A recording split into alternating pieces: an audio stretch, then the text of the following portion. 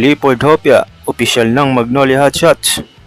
Idinagdag ng Magnolia si Clifford Hopia upang palakasin ang roster nito. Opisyal na nga pumirma sa Magnolia si Clifford Hopia na nagdaragdag ng isa pang bata at maraming nalalamang forward sa lumalaking roster nito. Kilala sa kanyang pagsisikap at depensa, binibigyan ni Hopia ang hotshot ng karagdagan lalim habang inaakma ang pagkakakilanlan ng koponan na inuuna ang depensa. Inaasahang pahalagahan ng head coach na si L.A. Tenorio ang trabaho at kahandaang yakapin ng kanyang papel.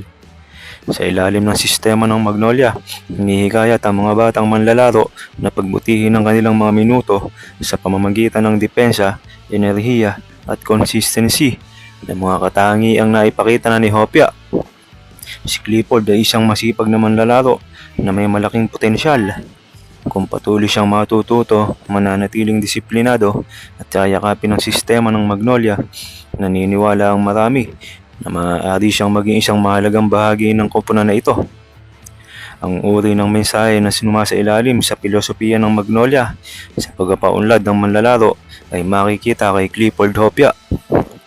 Habang umuunlad pa rin si Hopia, ang kanyang pagdating ay nagbibigay sa Magnolia ng isa pang promising na piraso para sa kasalukuyang hinaharap habang patuloy na bumubuo ang koponan ng isang mapagkompetensyang roster. Matapos ang bitawan ng Blackwater ay nag-try out ito sa Magnolia at hindi naman sinayang ng Magnolia ang ipinakita nito sa mga tune-up game at tryout. Ngayon, opisyal lang maglalaro ngayon conference si Clifford Hopia para sa Magnolia Hotshot, kaya abangan natin ito kung gaano kalaki ang kanyang maitutulong sa kupanan at kung ano ang maidadagdag niya para mas mapataas ang hinahanap na karera ng Magnolia Hotshots. Kamusta mga idol? Sports Zone PH para sa sports news and update.